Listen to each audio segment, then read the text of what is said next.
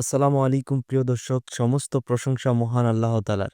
বন্ধুরা, আজকের ভিডিওটা আমার কাছে খুবই স্পেশাল, কেননা আজ আমাদের ইনকিউবেটরে থাকা মুরগির ডিম থেকে অনেকগুলো সুন্দর সুন্দর বাচ্চা ফুটে বের হয়েছে আলহামদুলিল্লাহ। আজকের ভিডিওতে আমরা আপনাদেরকে দেখাবো কিভাবে ইনকিউবেটর মেশিন থেকে মুরগির বাচ্চা সংগ্রহ করি এবং তাদের ব্রুডিং এর জন্য কিভাবে জায়গা প্রস্তুত করে থাকি। আলহামদুলিল্লাহ, গত 2 দিন আগের ভিডিওতে আমি আপনাদেরকে দেখিয়েছিলাম আমাদের ইনকিউবেটরে থাকা সেটআপের কিছু ডিম আমরা হ্যাচিং এর মধ্যে দিয়ে দিয়েছি। তখন আমি আপনাদেরকে বলেছিলাম সর্বোচ্চ 2 থেকে 3 দিনের মধ্যে এই ডিমগুলো থেকে বাচ্চা ফুটে বের হয়ে আসবে। আল্লাহ তাআলার অশেষ মেহেরবান, ইতিমধ্যেই সেই ডিমগুলো থেকে বাচ্চা ফুটে বের হয়ে আসতে শুরু করেছে। যাই হোক, এখন আমাদের এই বাচ্চাগুলোর জন্য সবচাইতে গুরুত্বপূর্ণ কাজ হচ্ছে তাদের ব্রুডিং এর জায়গা তৈরি করা।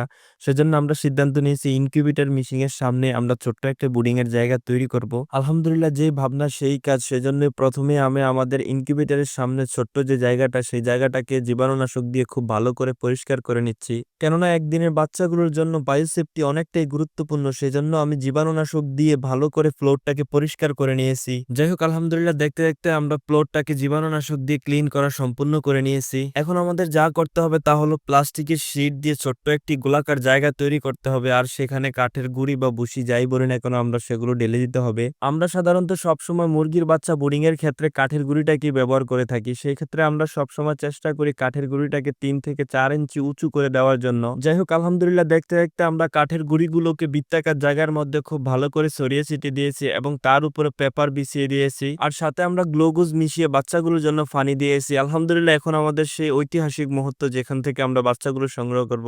বন্ধুরা, দেখতে পাচ্তেছেন আলহামদুলিল্লাহ অনেকগুলো ডিম থেকে বাচ্চা ফুটে বের হয়ে গেছে, আর আমি এক এক করে ইনকিউবেটর মেশিন থেকে মুরগির বাচ্চাগুলোকে বের করে আনতেছিলাম। আলহামদুলিল্লাহ, মুরগির বাচ্চাগুলো খুব সুস্থ সবল এবং সবগুলোই বাচ্চা এ গ্রেডের বাচ্চা ছিল। বন্ধুরা, আপনারা হয়তো দেখতে পারতেছেন মেশিন এর মধ্যে ওরা ডিম থেকে ফুটে এদিক থেকে সেদিক ছুটাছুটি করতেছিল।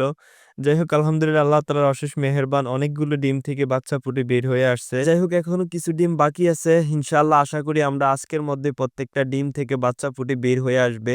আলহামদুলিল্লাহ, আল্লাহ তাআলার কাছে অসংখ্য শুকরিয়া, কেননা আজকের যে বাচ্চাগুলো ছিল প্রত্যেকটা বাচ্চাই খুব সুস্থ সবল এবং খুব নাদুস নুদুস বড় ছিল, যেগুলোকে সাধারণত আমরা এই গ্রেডের বাচ্চা বলে থাকি। আলহামদুলিল্লাহ, আল্লাহ তাআলার কাছে হাজারো শুকরিয়া, আমাদের নিজেদের ফেরেন্স মুরগি থেকে উৎপাদিত ডিম দিয়ে আমরা ইনকিউবেটরে বসিয়ে বাচ্চা সংগ্রহ করতে পেরেছি, আর প্রত্যেকটা বাচ্চাই আলহামদুলিল্লাহ এই গ্রেডের বাচ্চা ছিল। যাই হোক প্রিয় বন্ধুরা, দেখতে দেখতে আমরা সবগুলো বাচ্চাকে ইনকিউবেটর থেকে বের করে ব্রুডিং এর মধ্যে দিয়ে দিয়েছি। আলহামদুলিল্লাহ, এখন আমার মনে অনেকটাই আনন্দ লাগতেছে, কেননা দীর্ঘ 21 দিনের জার্নি শেষ করে আজ ডিম থেকে ফুটে বাচ্চাগুলো বের হয়ে আসলো।